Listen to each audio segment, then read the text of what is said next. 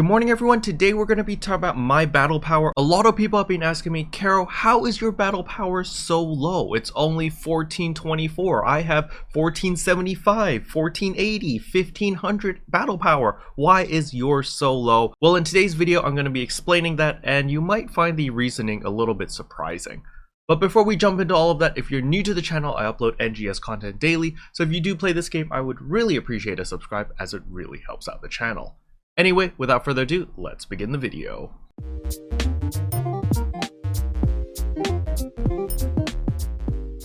So the very first thing I want to talk about is what is battle power. Battle power is simply all of your skill points as well as your HP, PP, attack, defense, as well as weapon potential and elemental resistances added together. There's some sort of formula and it calculates your battle power, and it allows people at a quick glance to understand around how strong your character is.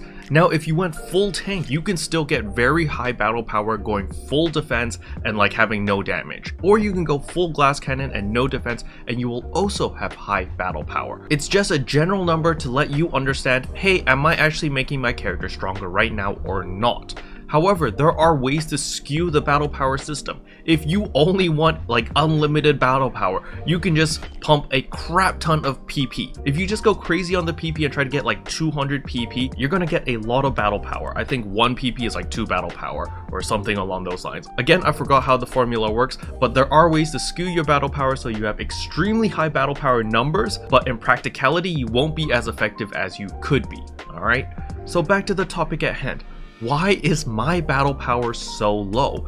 Well, the main reason is actually because of my skill points. So we're going to come over here to the class trainer over here, or class counter, and we're going to go learn class skill. And you're going to see at Braver, I've used all my skill points. However, if we go to Force, you're going to see that I have 9 skill points available. And now you're probably asking me, Kero, why do you have 9 skill points available? Just put it into something. Put it into PP conversion. Put it into PP conversion increase.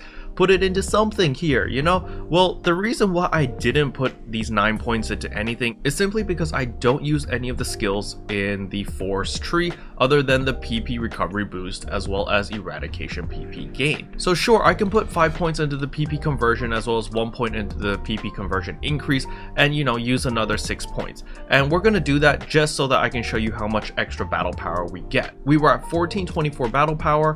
We pop that in, and now we take a look. I'm at 1442. So I just gained 18 battle power, which means I get 3 battle power for every skill point used. So if I really wanted to increase my battle power over here, I would use all 3 points over here, and this will give me another 9 battle power. So confirm, and now let's take a look. Boom, 1451 battle power. So I went from 1424 battle power to 1451 battle power. I increased my battle power by 27.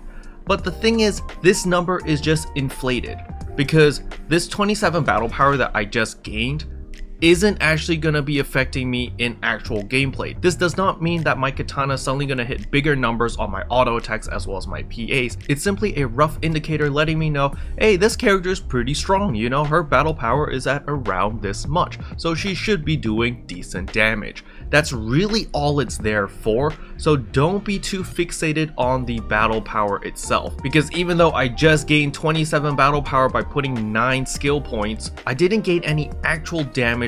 I just got access to more skills because now I can use the PP convert. So that's why the game's like, okay, PP convert's pretty powerful, gives you more PP, so thus it should give you more damage. So in practicality, maybe it does, maybe it doesn't. If I don't use it, it definitely won't. So that is why my battle power was so low, simply because I didn't want to use my skill points. But now that I have, I'm not going to reset it because I can't be bothered. So now my battle power is 1451. So now I know a lot of you guys are asking, okay, Kero, you proved your point.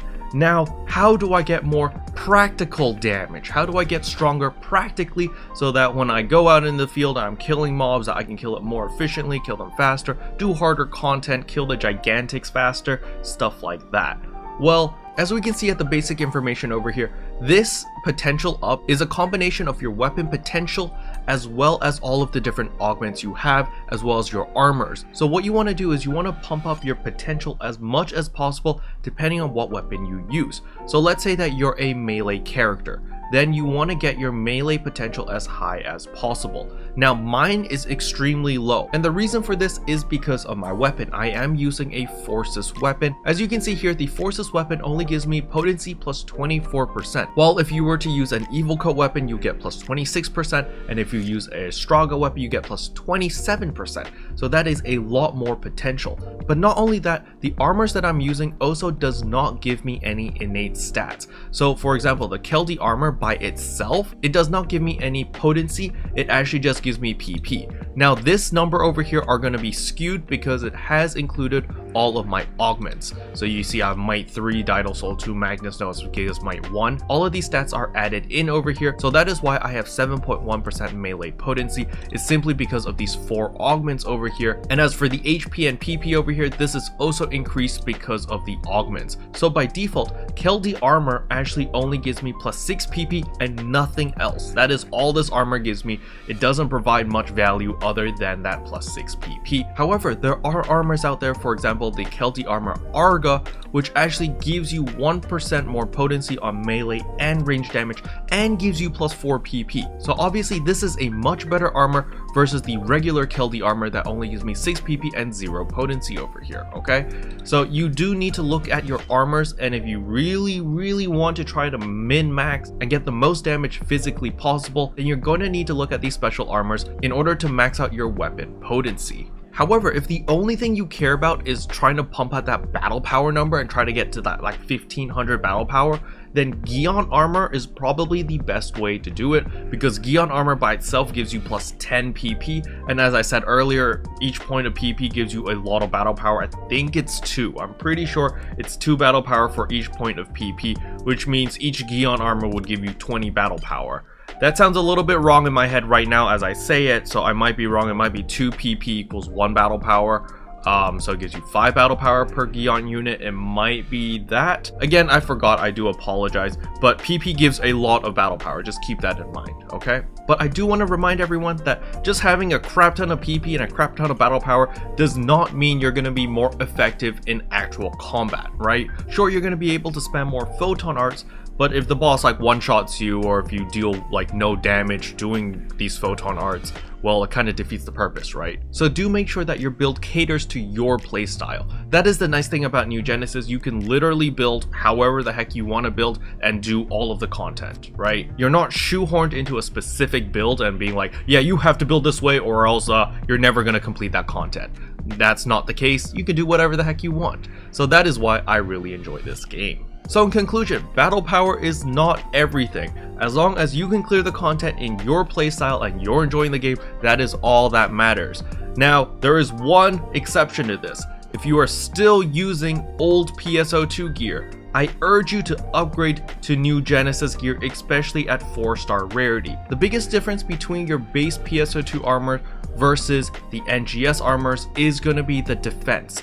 You will have extremely low defense with base PSO2 armors, bringing it over to NGS. You can use it as a placeholder. However, the moment you gain access to 4-star rarity armors, it is going to outshine your base armor a lot in the defense category, and you're going to be able to take a lot more hits, especially from the Gigantics, if you have the new 4-star rarity armors that drop in NGS. And it's the same story with the 4-star rarity weapons. You're going to be hitting a lot harder with the Evil Coat weapons, with the Straga weapons, even though you have less augment slots. Yes, I understand if you're coming in with your Klaus weapons as well as your Klaus units, you might think, oh, I've got, Guardian Soul, I've got all of these really powerful augments. Well, if you compare that with a max out armor and weapon in New Genesis, the max out variants of the NGS weapons and armors are going to outshine your Klaus weapons and units, alright? So it's fine to use your Klaus weapons and units as a band-aid solution until you can make the transition to all NGS armors and weapons, okay? Special thanks to all the members for supporting the channel. It really means a lot to me.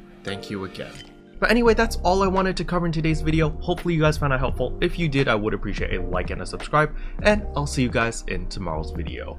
Bye! What can I say except you're welcome for the heals, the boosts, the